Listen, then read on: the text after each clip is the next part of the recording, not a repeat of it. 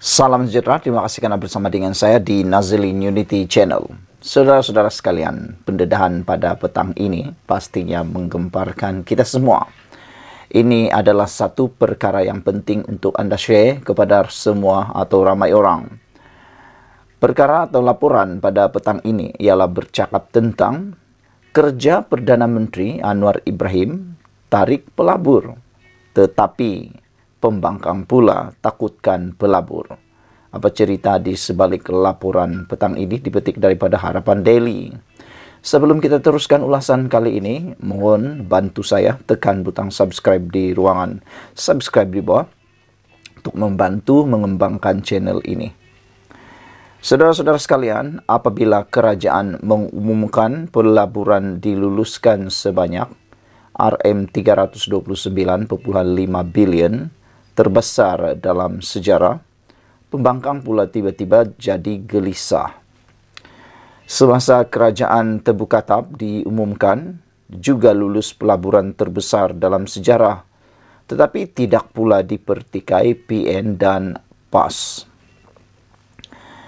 Perdana Menteri yang ke-10 Anwar Ibrahim ke hulu dan ke hilir, mempromosi dan berjumpa syarikat-syarikat dan pelabur.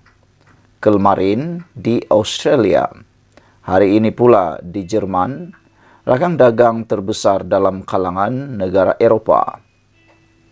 Pembangkang pula setiap hari membuat cerita dongeng tebuk atap dan mewujudkan sentimen negatif untuk takutkan pelabur.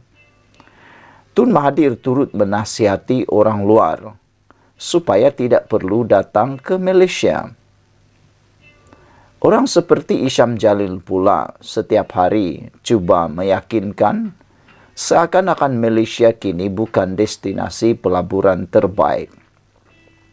Penutupan kilang Goodyear sengaja diperbesarkan. Walhal itu sebahagian daripada pelan penstrukturan semula syarikat Goodyear seluruh dunia untuk menjimatkan $1 bilion sebelum tahun 2025. Banyak kilang Goodyear lain turut ditutup di UK, di Jerman, Amerika Serikat, dan lain-lain. Berniaga ini kan ada pasang surut. Pasaran tayar pun dah banyak berubah. Haji Hadi berucap di Parlimen mengkritik nilai pelaburan yang diumumkan. Namun, saya juga tertanya-tanya, berapa ramai pelabur Timur Tengah yang berjaya ditarik oleh Hadi semasa dia menjadi duta khas bertaraf menteri dan berpencen. Gambar-gambar berjumpa syarikat-syarikat dan pelabur-pelabur Timur Tengah tidak kelihatan berbanding gambar-gambar memancing ikan yang lebih banyak disebarkan. Perdana Menteri yang ke-10 pula agresif berjumpa kapten-kapten syarikat terkemuka. Tentulah ada yang berjaya, ada yang tidak berjaya. Namun, lebih banyak promosi, lebih besarlah peluang kita. Ada yang menganggap Anwar Ibrahim adalah juru jual terbaik Malaysia. Tapi itu membuat walaun kepanasan, pembangkang kepanasan. Bahkan mereka seakan-akan tidak mengiktiraf perkara dan realiti tersebut. Namun, saudara-saudara sekalian, Anwar Ibrahim tidak berputus asa.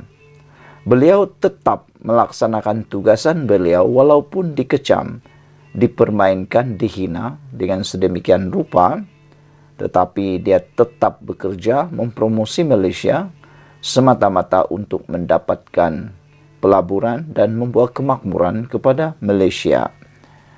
Di Australia, Perdana Menteri yang ke-10 berjumpa 18 syarikat, malah berjumpa secara satu dengan satu untuk mendengar pandangan mereka. Syarikat mohon keizinan melabur dengan RM24.5 bilion nilai pelaburan dan 1.200 potensi peluang kerja mahir di jana. Kita dapat juga potensi 962,1 juta ringgit nilai ekspor daripada pelbagai produk. Berbanding pembangkang yang hanya jadi jaguh kampung, Perdana Menteri yang ke-10 memanfaatkan hubungan baiknya dengan pemimpin dunia.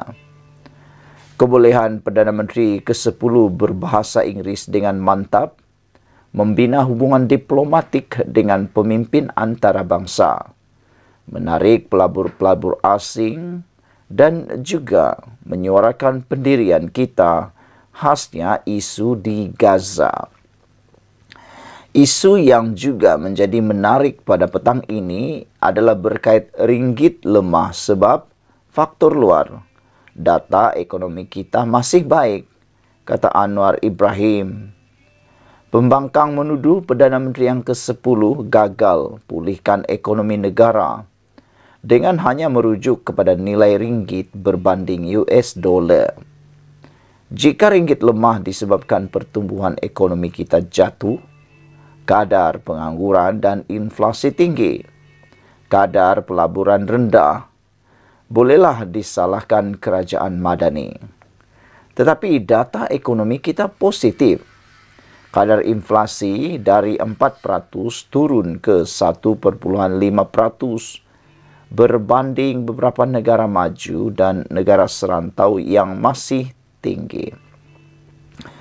Kadar pengangguran berjaya turun 3,3% sama seperti sebelum COVID. Pelaburan diluluskan pula RM225 bilion 9 bulan pertama tahun 2023 tertinggi sejak 10 tahun. 89,495 rakyat dapat kerja. Sektor pelancongan pulih dan dijangka 26 juta pelancong akan tiba pada tahun 2024. Tidak dinafikan Perdana Menteri ke-10 pernah kritik kejatuhan mata wang kerana kelemahan dasar kerajaan termasuk inflasi di luar kawalan, ketidakstabilan kerajaan yang menghilangkan keyakinan pelabur dan lain-lain. Tapi kejatuhan mata wang hari ini disebabkan faktor luar negara. Prospek ekonomi China yang juga rakan dagang terbesar, geopolitik, interest rate US, kadar faedah US 5.5% beri tekanan kepada ringgit kerana OPR kita hanya 3%. Misalnya, jika pelabur yang ada US dollar 1 juta, bezanya besar jika simpan US dollar berbanding ringgit Malaysia. Jika pembangkang mahukan kerajaan menaikkan OPR, itu bukan pilihan yang baik kerana rakyat terpaksa bayar hutang lebih, menekan syarikat kecil dan sederhana yang ada pinjaman dan melemahkan pertumbuhan ekonomi negara. Bila Perdana Menteri ke-10 minta Gubernur Bank Negara Malaysia yang jawab perihal ringgit, itu kerana monetary policy adalah autonomi Bank Negara Malaysia. Kerajaan pula jaga polisi fiskal. Atas Bank Negara Malaysia lah untuk tentukan OPR dan membuat intervensi bagi menjaga nilai mata ringgit. Sekian dulu untuk kali ini. Jangan lupa tinggalkan komen anda, tekan butang subscribe, share video ini. Nampaknya benar, ada kebenarannya bahawa Datuk Seri Anwar Ibrahim kerjanya menarik pelabur. Pembangkang pula takutkan pelabur. Kita jumpa lagi. Bye-bye.